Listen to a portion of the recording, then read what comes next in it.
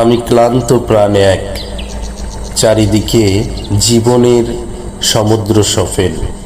আমারই দুদণ্ড শান্তি দিয়েছিল নাটোরের বনলতা সেন। হ্যাঁ বন্ধুরা, আজ আমরা কবি জীবনানন্দ দাশের দুদণ্ড শান্তি পাওয়ার জায়গা সেই বনলতা সেনের নাটোর জেলার রাজবাড়িতে বর্তমানে আমরা অবস্থান করছি। আমরা এখানে দেখতে পাচ্ছি অনেকগুলো হরিণ।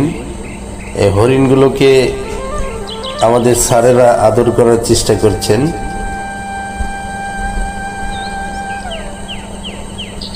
আমাদের সুমন স্যার, তার কাছ থেকে হরিণ দূরে সরে গেল। ওভাবে যাবে না স্যার, কিছু খাওয়াতে হবে, কিছু খাওয়াতে হবে।